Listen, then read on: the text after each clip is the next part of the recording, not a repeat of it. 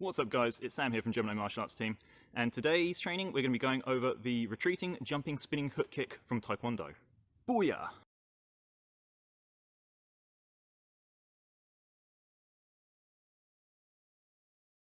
Right guys, so we're going to be covering the retreating, jumping, spinning hook kick technique.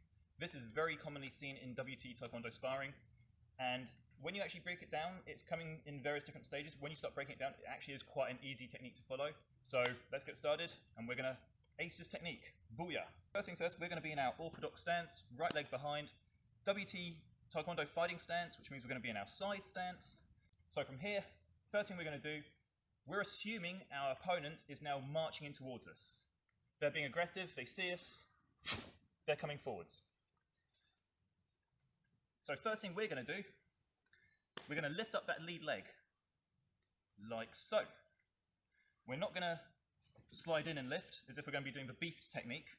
We're literally just going to be lifting up like so. So it appears as though we're getting ready to do a defensive side kick. Moving the leg back like this now moves our momentum backwards, which is good because we still want to keep our opponent at a distance. If our opponent is charging us in, like so, we don't want to be charging back into them, because basically, opponent will charge, we will charge, smash, and you can't do your technique. We want opponent to charge, us to retreat, to still have that distance to be able to do the jumping, spinning hook kick. Remember, a spinning hook kick is a long distance technique. So to be able to pull it off effectively, you still need some range between you and your opponent. So we're going to get this range. We're not going to allow our opponent to eat up all that distance. We still want to keep them at a distance. So from here, first thing, lift up. Our momentum will now start going this way, which is good. This foot now is going to be pointing directly in that direction. That's where we want to be going. Our foot is not going to be up here. We want to turn it at the same time as the leg comes up to point this way. That is now going to open up our hips to be able to spin around and do the jumping hook kick. Makes the technique easier. So from here, lift, you turn your foot, and this position, you're going to jump off that supporting leg and turn it into a conventional spinning hook kick. So slow-mo from here, up and around. When you do that little jump off here to do your kick, don't think you have to be airborne all the way through. By the time you've jumped off here, this leg will now land. So essentially, think of it as a spinning hook kick from here and strike. Slow-mo, once more. Up, point that foot that way. Land, bring your kicking leg up. Now turn this into a conventional spinning hook kick. Look over your shoulder to your opponent and kick. Once more, broken down. One, lift up that leg, make them think it's going to be a defensive side kick. Point that foot in that direction. Skip, look over your shoulder, spinning hook kick. That little skip from when you've gone from here to here doesn't need to be big. Don't think you need to jump too high to get this technique.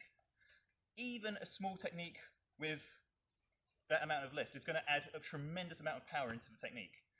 It's not like the movies, you don't have to jump mega high to be able to do amazing techniques. Just a small quarter of a foot off the floor is going to be enough to generate more power. So don't think about height. Think more technique. Here, point, spin and kick. All together, slow.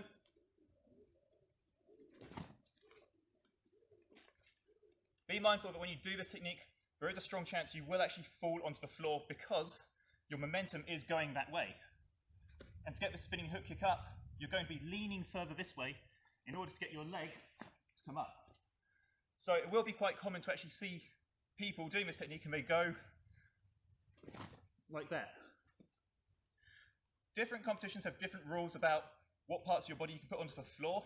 Some competitions say you just have to have one glove on the floor and do a kick to still be able to score. Some say you can put two gloves on the floor and still kick and score. Some say you're not allowed to touch the floor at all. All depends what competition you're actually going into.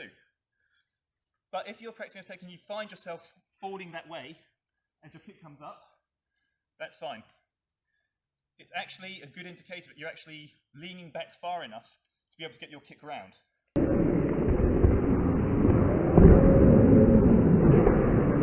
Lean into it, let that kick flow. Don't worry about the ground. Chances are if you're sparring, it'll be padded anyway. One of the reasons I like training up here, the mushy ground, is because it acts as a cushion in case I do fall over. So from here,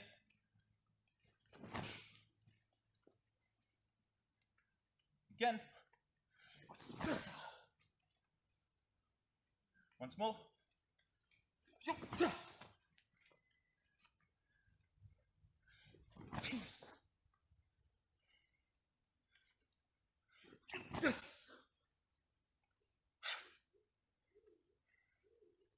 and that, guys, is the retreating spinning hook kick for WT Taekwondo.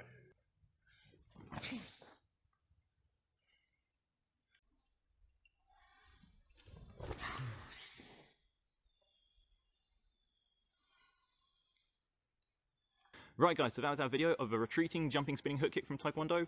Hope you guys learnt a little bit from that. Hope you're able to take something away and use it in sparring. Nice, nifty, sneaky technique. I do recommend it. And guys, stay safe, train hard, keep listening to Megadeth because they're the best band around, and I'll see you all in the next video. Booyah!